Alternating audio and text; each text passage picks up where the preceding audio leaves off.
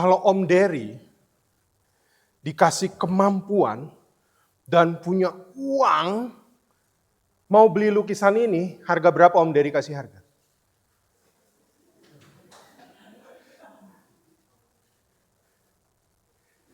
Atau saya tanya, Om Dery masih bingung, nggak tahu berapa ya, apa ini kan gitu ya. Saya tanya sekarang dia akan reaksi. Mari ini baku saya dulu deh, baku saya dulu. Kalau dia akan reaksi menang Powerball, dapat kan miliun uang gampang.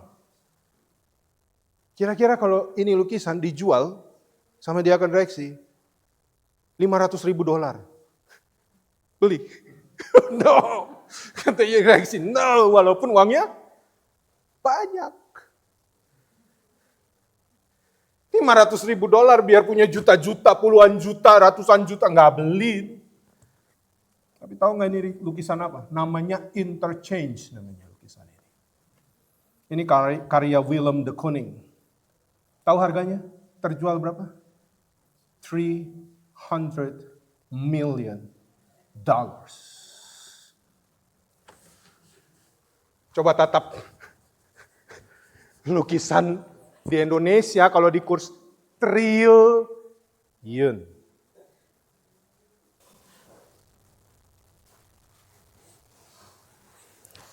Jemaat yang dikasihi Tuhan, mari kita bangkit berdiri. Please rise.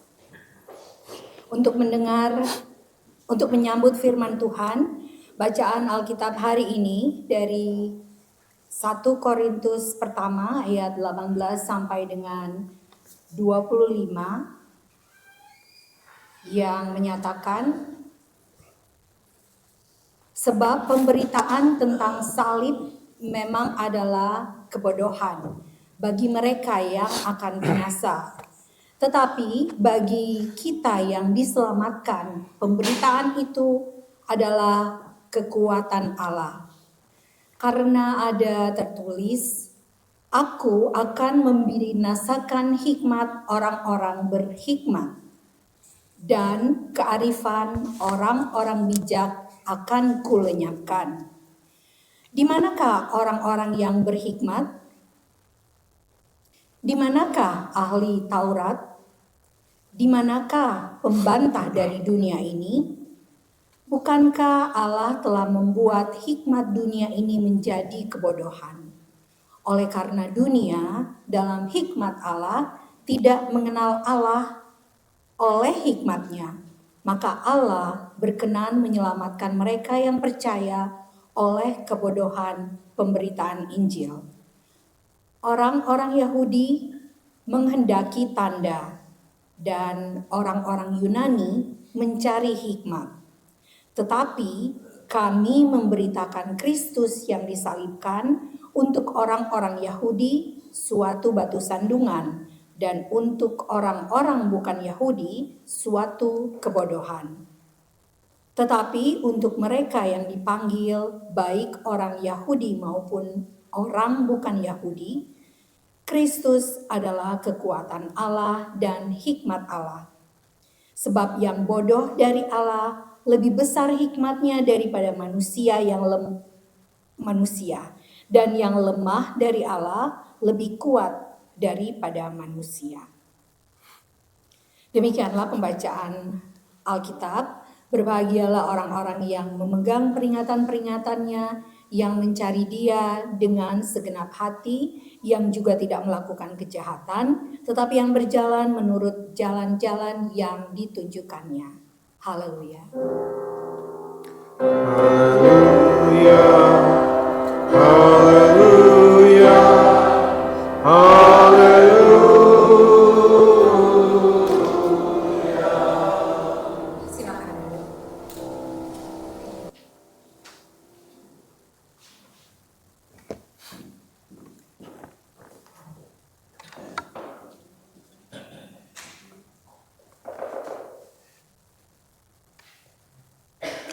Ya, baik Bapak Ibu dan saudara-saudara yang dikasihi Tuhan, Shalom. Hari ini kalau kita lihat tadi ya, di dalam pembacaan Alkitab kita, Lembaga Alkitab Indonesia memberi judul hikmat Allah dan hikmat manusia. Nah, berbicara tentang hikmat, saya mau bercerita dulu ya di awal tentang seorang yang mungkin kita kenal semua, yang hidup sudah lama, tapi dia orang yang bijak. Ya, dia mengakui tentang ajaran Kristus yang baik dan mulia. Tetapi dia sangat menyayangkan bahwa pengikut-pengikut Kristus tidak semulia ajarannya. Orang itu bernama Mahatma Gandhi. Nah, Bapak Ibu, ada sebuah kisah pada saat Mahatma Gandhi sedang belajar hukum di London, Inggris. Ada seorang profesor yang tidak jelas dia punya alasan mengapa dia tidak suka banget dengan Mahatma Gandhi. Dia sangat tidak suka. Ya. Pada suatu ketika di jam makan siang di sebuah tempat di mana mahasiswa, dosen, mereka berkumpul untuk makan, pas di samping profesor ini ada satu kursi yang kosong. Dan akhirnya Mahatma Gandhi mengambil tempat di situ. Begitu dia duduk dan kemudian dia mau makan, dia melihat sang profesor, dia tersenyum, lalu sang profesor itu tidak begitu suka dari tatapannya, dan akhirnya profesor ini berkata begini sama Mahatma Gandhi, "Hei Gandhi, apakah kamu tidak mengerti bahwa seekor babi dengan seekor burung tidak bisa duduk berdampingan untuk makan?" Tahu jawaban Mahatma Gandhi? "Oh baik, kalau begitu sekarang saya terbang." Berarti Mahatma Gandhi lagi bilang sama profesornya ketika dia duduk, dia bilang babi sama burung gak bisa duduk berdampingan. Berarti yang babi siapa? Hebat dia. Ya. Dia bilang, "Oke, kalau gitu saya terbang." Langsung dia pergi. Gitu ya. Dan profesor ini kaget gitu ya, dan dia dendam. Besoknya mereka ketemu. Ya, ketemu di dalam kelas, profesor ini mengajar, lalu dia pointing langsung ke Gandhi. "Hai Gandhi," dia bilang, "andai kamu sedang berjalan tiba-tiba, dan kamu menemukan ada dua tas, satu tas berisi uang, dan satu tas berisi kebijaksanaan. Mana yang kamu pilih?" Gandhi langsung jawab dengan cepat, "Uang." "Doi? Kan? Uang," dia bilang begitu. Profesor langsung ketawa, "Aha, masuk jebakan dia. Kalau saya memilih kebijaksanaan." Lalu Gandhi jawab apa? "Kenapa saya memilih uang? Karena saya akan mengambil apa yang tidak saya punya." Lama Bapak Ibu baru sadar, wah hebat dia ya gitu ya. Dia bilang bahwa saya akan ambil apa yang saya nggak punya. Saya nggak punya uang. Kalau kebijaksanaan saya punya. Jago dia. Ya, namun nggak berhenti sampai di situ. Tambah marah profesor ini, tambah dendam dia. Lalu akhirnya pada saat satu tes gitu ya, profesor udah, Gandhi, oke, kamu ikut di kelas saya, sekarang kita tes, begitu tes, tiba-tiba semua kumpul, dia langsung tulis di lembar jawabannya Gandhi. Nggak ada nilai, tapi dia cuma tulis, idiot. Dan dikembalikan ke Gandhi. Bapak Ibu tahu, Gandhi tenang. Dan kemudian dia pergi, akhirnya begitu kelas selesai, dia pergi ke profesor, dia pegang dia punya lembar jawaban, dan dia bilang sama profesor, "Terima kasih, Anda sudah tanda tangan di lembar jawaban saya." Siapa yang idiot? Saya mengingat kisah ini, ya, bahwa Gandhi itu begitu punya kebijaksanaan untuk merespon sesuatu yang tidak baik, tapi dengan cara yang sangat brilian. Gitu. Padahal yang profesor siapa? Gitu ya. Nah, Bapak Ibu, tahukah bahwa beberapa orang berpikir bahwa hikmat itu sama dengan pengetahuan? Enggak. Mungkin profesor itu berpengetahuan yang lebih hebat pada saat itu dari Gandhi, tapi ternyata ketika dia berdebat dengan cara-cara yang sederhana, kita bisa menemukan bahwa, wow, Gandhi bisa dengan cepat dia merespon dengan lebih baik. Nah, kenyataannya adalah orang berpengetahuan belum tentu berhikmat. Pengetahuan itu hanya terbatas teori, tetapi hikmat itu lebih dari sekedar teori. Dia harus mempraktekkan apa yang dia pahami dengan sangat baik. Hikmat bukan cuma soal kemampuan berpikir untuk seseorang disebut pintar. Tapi hikmat itu sangat berkaitan dengan kedewasaan dan pengalaman kehidupan. Maka ingat, Alkitab mengajarkan kepada kita, permulaan hikmat adalah takut akan Tuhan. Itu lebih dari pengetahuan. Anda bisa dapat pengetahuan sekarang, buka ChatGPT, DeepSeek, you name it.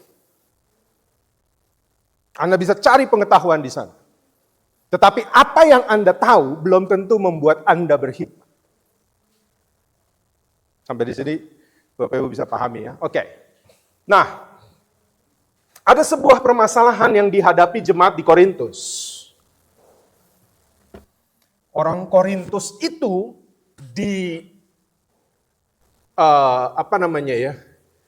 kehidupan mereka itu sangat dikelilingi orang-orang yang intelektual yang sangat baik.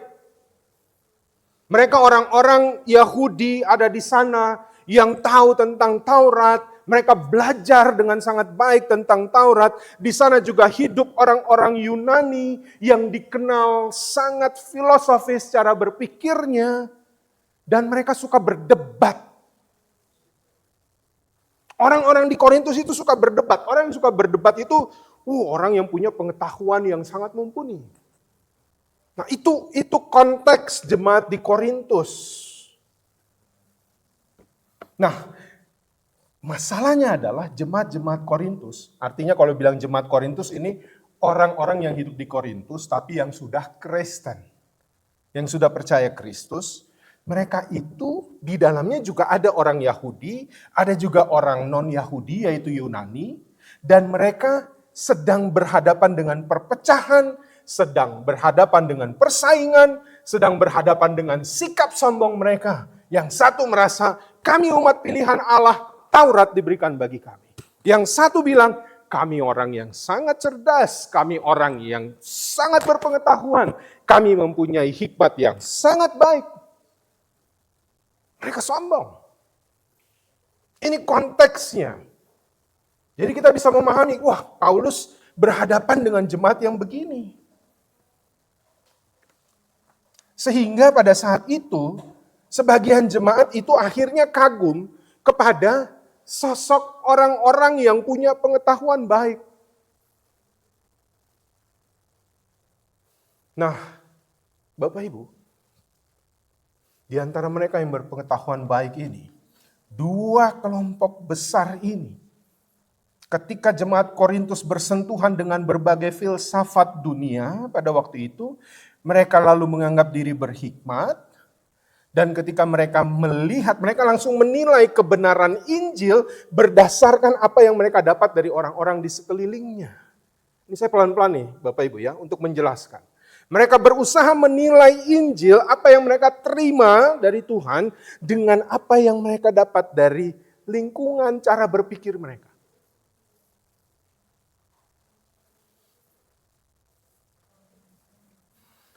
Orang-orang Yunani yang menyukai hikmat akhirnya melihat bahwa berita salib Kristus itu adalah kebodohan. Sebagian dari mereka mempercayai bahwa ada konsep dewa yang menjadi manusia. Ini bayangin nih, orang berhikmat. Mereka orang Yunani percaya ada dewa yang menjelma berinkarnasi jadi manusia. Namun konsep yang mereka pegang itu sangat beda dengan Yesus. Kenapa? Dewa yang menjadi manusia nggak mungkin mati. Di samping itu kematian di atas kayu salib itu hanya dikhususkan bagi penjahat yang biadab. Bagaimana bisa Allah yang menjadi manusia mati dengan cara disalib? ide keselamatan yang datang dari eksekusi yang sangat hina ini, itu dianggap konyol. Dan ini nggak bisa diterima oleh orang Yunani. Sedangkan bagi orang Yahudi, karena mereka selalu menghendaki tanda. Bapak Ibu kalau ingat sedikit ya, ketika Israel keluar dari Mesir, sedikit-sedikit mereka mengeluh, dikasih Tuhan tanda, diam. Baru gitu. Ya, ketika mereka mengeluh dikejar Firaun di belakang, depan laut, Tuhan kasih tanda, laut terbelah. Ketika mereka haus, bagaimana ini? Kami mati kehausan di padang gurun ini. Musa langsung ketok itu batu keluar tanda. Senang mereka. Sehingga mereka cara berimannya selalu harus ada tanda. Harus ada tanda. Itu cara orang Yahudi. Nah, karena mereka mengharapkan Mesias yang datang itu penuh dengan mujizat yang sangat spektakuler, awal-awalnya ketika mereka melihat, wow, Yesus, apa aja mujizatnya? Membuat orang buta melihat. Orang pongo dapat dengar. Iya tuh, pongo itu, ya, terima kasih Tante Ote. Ya, saya mau menjelaskan kepada pongo ini kan orang Sulawesi yang tahu, dari Sumatera sana, kayak Pak Chandra gini, apa itu pongo pendeta? Ya. Tuli. Yang tuli dengar, yang lumpuh jalan, yang mati bangkit. Makanya setelah melihat tanda demi tanda demi tanda, banyak banget orang Yahudi yang ikut Yesus. Banyak, karena mereka berharap tanda. Tapi ketika mereka yang melihat tanda, bersorak-sorak, Hosana, diberkatilah dia dalam nama Tuhan. Kan begitu. Mereka yang udah ikut, tapi begitu melihat Yesus mulai ditangkap, Yesus baba diam ditangkap, ditampar diam, diludahi diam. Hey, wait. Ini nggak benar menurut mereka. Mesias nggak gini. Mesias nggak gini. Apalagi puncaknya mati di atas kayu salib. Karena menurut Taurat, orang yang mati di atas kayu salib adalah orang yang terkutuk. Yesus mati, gak mungkin dia Mesias. Gimana dia mati terkutuk? Dan bagi mereka itu batu sandungan. Itulah mengapa Paulus bilang, bagi yang satu kebodohan, bagi yang satu batu sandungan. Dan saya mau bilang sekarang, Bapak Ibu, ingat baik ini. Hikmat duniawi tidak bisa membantu manusia mengenal dan memahami karya Allah. Kenapa? Karena dalam perjalanannya kita belajar, apalagi mulai dari zaman Yesus, bahwa Allah membalikkan, saya selalu bilang begini, sering saya akan bilang ini, Allah membalikkan standar dunia. Justru kekuatan sejati itu ada di dalam kelemahan salib yang dianggap mereka batu sandungan. Justru kekuatan sejati itu ada, hikmat sejati itu ada di dalam salib yang dianggap sebuah kebodohan. Karena kalau kita memahami kisah Alkitab dari perjanjian lama, bahkan sampai perjanjian baru, justru apa yang dianggap lemah oleh manusia, itu menjadi kuat karena ada rencana Allah di dalamnya. Yang dianggap bodoh justru menyelamatkan. Paulus ingin menunjukkan bahwa cara kerja Allah itu jauh dari logika manusia. Saya ambil contoh sekarang ya. Beberapa kisah dalam Alkitab dengan sempurna menggambarkan prinsip yang Paulus ajarkan. Bahwa yang dianggap bodoh. Bagi yang suka ikut Bible study. Kita lagi belajar kitab Hakim-Hakim. Apa yang dianggap bodoh? Salah satunya ada dari tokoh hakim yang dipakai Allah untuk menolong Israel.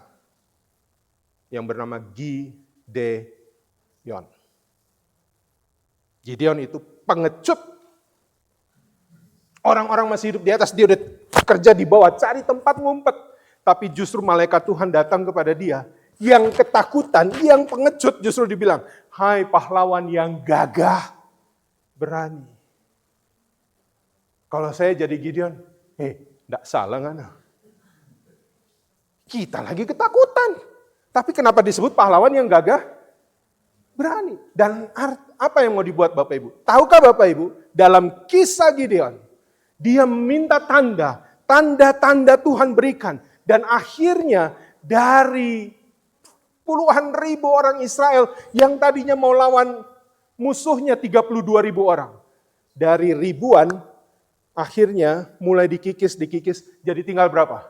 300. Pernah lihat film 300? Itu inspirasinya saya rasa dari situ. Cuma 300 lawan 32.000. Apa yang dianggap lemah justru itu yang dibuat Allah untuk mengalahkan yang kuat. Itu dari kisah Gideon. Banyak kisah Bapak Ibu. Saya ambil contoh lagi. Apa yang dianggap lemah menurut dunia? Pernah tahu satu nama yang bernama Daud. Dianggap paling lemah kan? Samuel datang ke Isai, mana yang mau jadi raja? Sobat jejer semua tuh anak-anak Isai yang gagah. Badan sterek.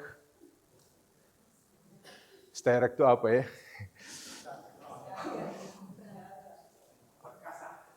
Six pack. Bukan family pack kayak begini gitu kan. Yang six pack, semua dijejer. Samuel bilang, pasti salah satu dari ini. Tuhan bilang, no. Tanya lagi sama Isai, masih ada. Datang dari sana, kucul-kucul, unyu-unyu, masih merah, masih muda, kecil. Gak cocok jadi raja. Tapi justru itu yang dipilih.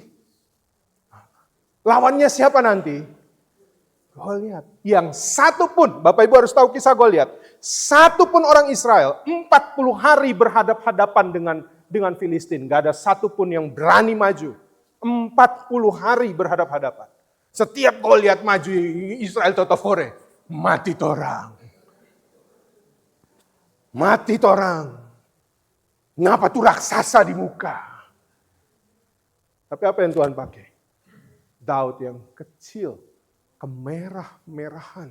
Apa yang dianggap lemah, justru itu yang dipakai Tuhan untuk mengalahkan. Lihat ya, secara konsisten cerita kisah-kisah ini ditampilkan. Apa yang terpandang hina? Sekarang ambil contoh tokoh perempuan. Maria orang Nazaret. Yang dipilih Allah untuk menjadi ibu dari bayi Yesus. Bukan orang kalangan terhormat. Bukan ada di singgasana. Orang biasa yang gak dianggap. Itu yang dipilih Tuhan. Berita Paskah. Yang pertama tahu siapa? Perempuan yang gak pernah dihitung. Bapak Ibu lihat ya, secara konsisten. Bahwa apa yang dianggap lemah oleh dunia. Justru itu yang dipakai Allah. Terakhir, murid-murid Yesus. Dari 12, banyak yang buta huruf kasihan. Betul. Gak dianggap. Matius pemungut cukai, dia yang pintar. Makanya Bapak Ibu kalau baca Matius selalu menjelaskan secara detail. Cara menulisnya berbeda. Tapi apa yang tidak dipandang dunia, itu yang dipakai Allah.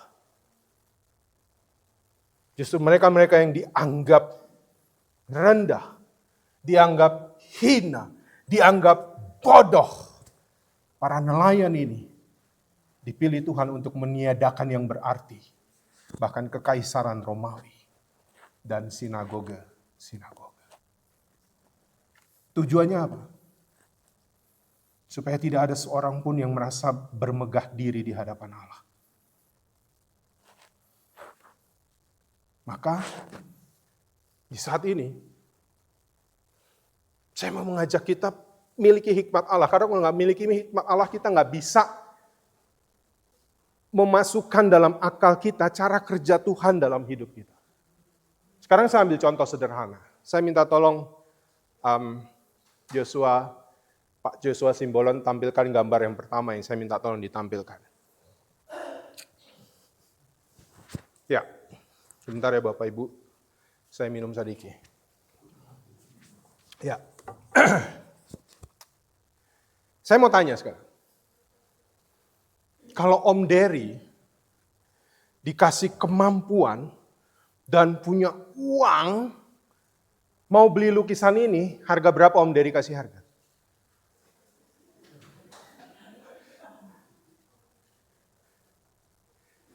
Atau saya tanya, Om Dery masih bingung, nggak tahu berapa ya, apa ini kan gitu ya. Saya tanya sekarang dia akan reaksi. Mari ini baku saya dulu deh, baku saya dulu. Kalau dia akan reaksi menang Powerball, dapat kan miliun-miliun uang gampang. Kira-kira kalau ini lukisan dijual, sama dia akan reaksi, $500.000. Beli. No. Katanya reaksi, no, walaupun uangnya banyak. $500.000 biar punya juta-juta, puluhan juta, ratusan juta, nggak beli.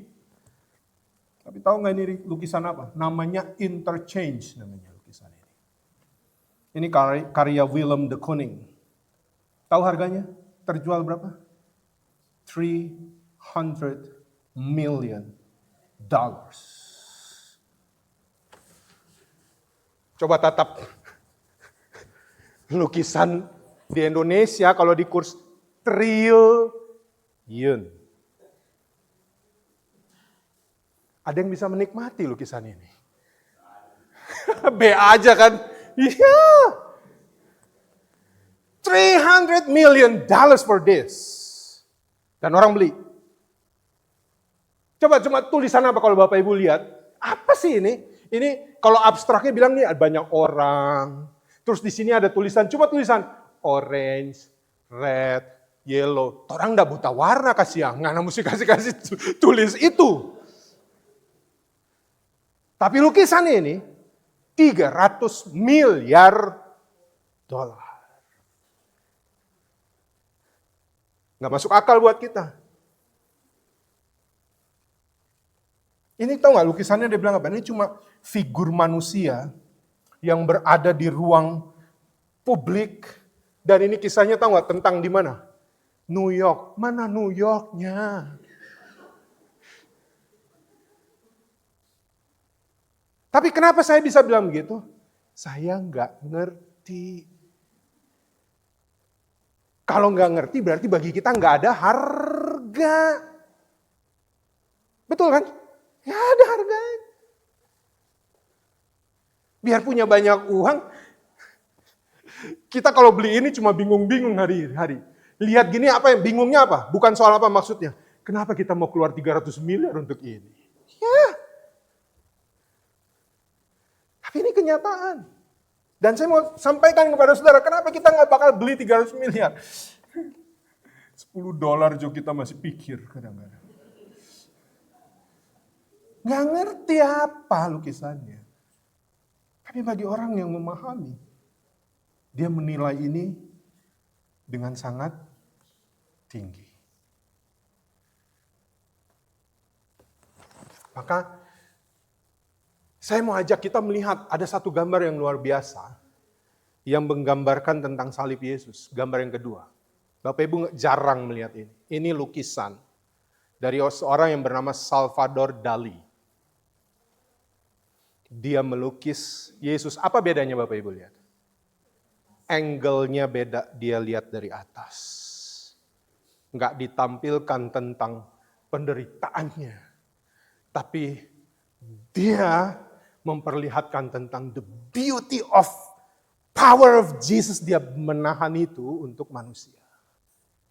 Dia ajak kita melihat dari angle yang berbeda. Yang jarang kita lihat, biasanya kita cuma lihat secara horizontal. Tapi ini dia ajak seperti helikopter view dari atas. Apa yang dia maksudkan? Dia mengajak, hai manusia, lihatlah apa yang Sang Bapa lihat ketika putra tunggalnya sedang tersalib. Kalau kita menangis karena kita melihat darah bercucuran. Tetapi dari lukisan ini pandangan dramatis secara vertikal. Bukan cuma artistik, tapi mengandung makna filosofis, spiritual, dan teknis yang amat dalam. Oh, nanti kalau saya lihatkan gambar yang berikut, Bapak Ibu akan tertakjub. Tapi saya inikan dulu. Saya jelaskan dulu, apa maksud dari gambar ini? Dia melihat dari atas, dibilangnya God's eye view.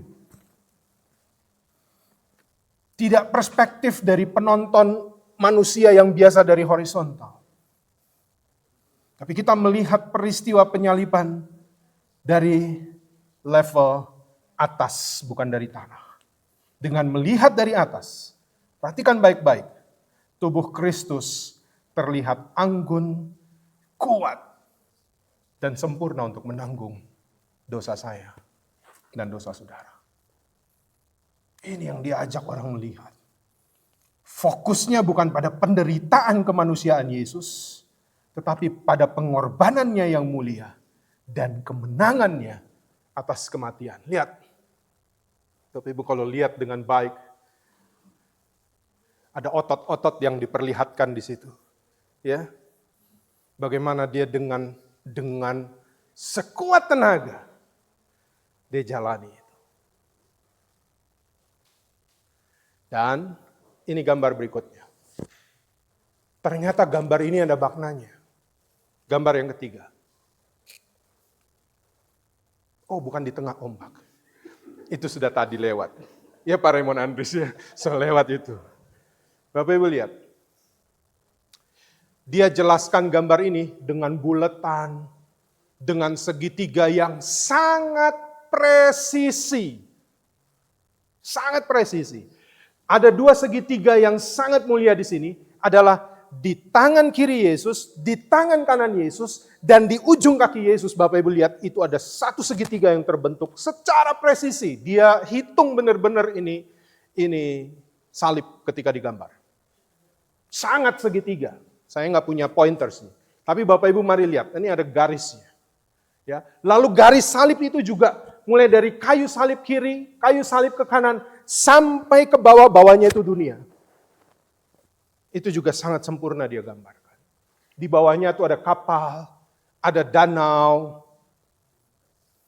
Dan dia buat ini Bapak Ibu, kalau orang yang mengerti sains, ini gambar seperti gambar pusat atom.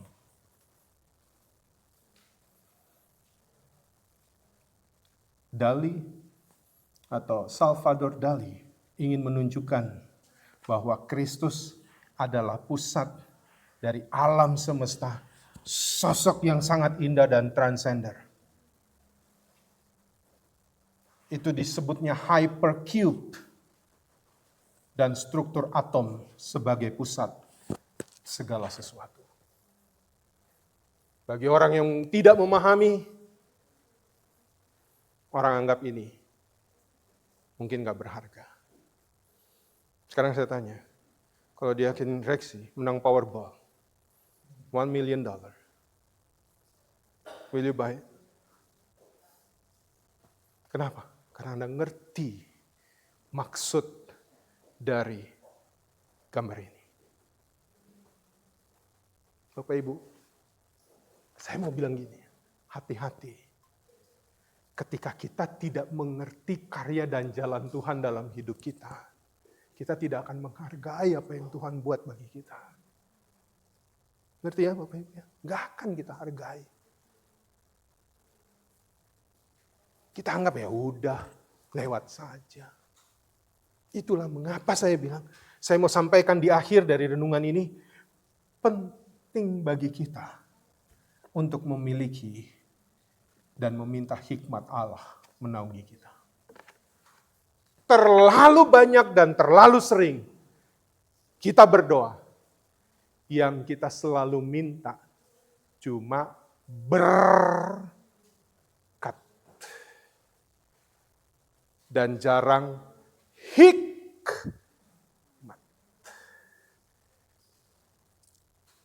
Hitung. Sering berdoa kan? Mau makan aja gitu kan, Tuhan berkati. Bapak Ibu, misalnya kita nanti habis ini mau makan ya. So cium-cium bau wangi-wangi kan tadi di belakang. Kalau saudara makan hanya karena Tuhan berkati, saudara akan menikmatinya. Bukan saya bilang tidak menikmatinya. Tapi kalau saudara minta berkat dan hikmat ketika saudara memakannya, saudara tahu bahwa setiap suapan yang sedang saya nikmati, di dalamnya ada kasih Allah yang luar biasa, yang selalu memelihara hidup saya, sehingga saya masih bisa menikmati. Itu bedanya kalau kita cuma minta berkat, tapi lupa minta hikmat. Berkat dan hikmat itu perlu untuk kita miliki. Sehingga setiap hari yang kita jalani, itu akan selalu kita lihat, oh hidup ini penuh makna. Walaupun di dalamnya mungkin ada saat saya gagal, ada saat saya sakit, ada saat saya kalah. Tapi ketika saya sembuh pun, ketika saya menang pun, ketika saya untung pun, saya akan melihat Tuhan, jalanmu ajaib dan baik bagiku. Karena aku bukan cuma minta berkat-Mu, tapi aku minta hikmat-Mu. Karena aku tahu bahwa dalam jalan hidupku ini selalu ada karya dan rancangan Tuhan yang baik di depan yang kita tidak atau belum tahu. Hikmat Tuhan penting untuk kita miliki.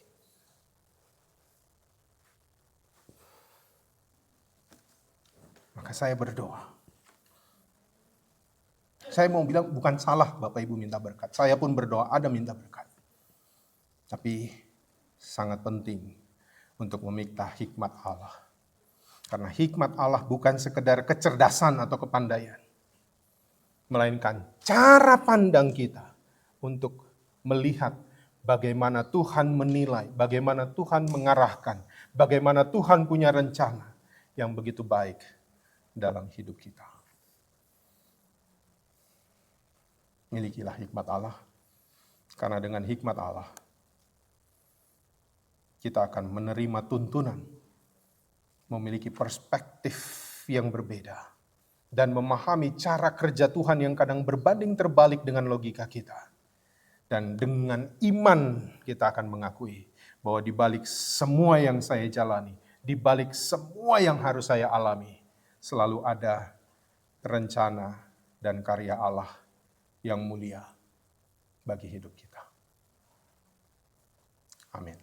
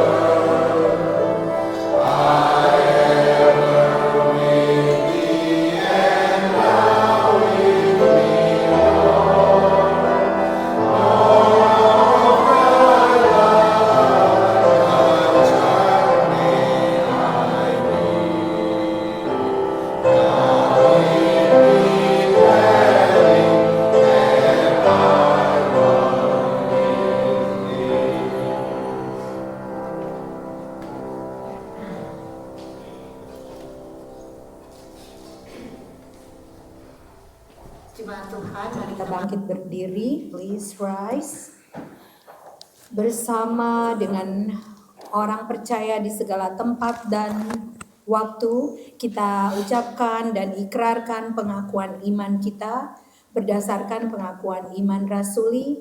Hendaklah dengan hati dan mulut kita berkata, aku percaya kepada Allah Bapa yang Maha Kuasa, Khalik langit dan bumi, dan kepada Yesus Kristus, anaknya yang tunggal Tuhan kita, yang dikandung daripada Roh Kudus, lahir dari anak darah Maria, yang menderita sengsara di bawah pemerintahan Pontius Pilatus, disalibkan, mati dan dikuburkan, turun ke dalam kerajaan maut.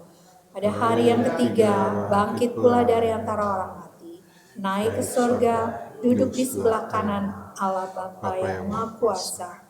Dan dari sana ia akan datang untuk menghakimi orang yang hidup dan yang mati. Aku percaya pada Roh Kudus, gereja yang kudus dan am, persekutuan orang kudus, pengampunan dosa, kebangkitan daging, dan hidup yang kekal. Silakan duduk.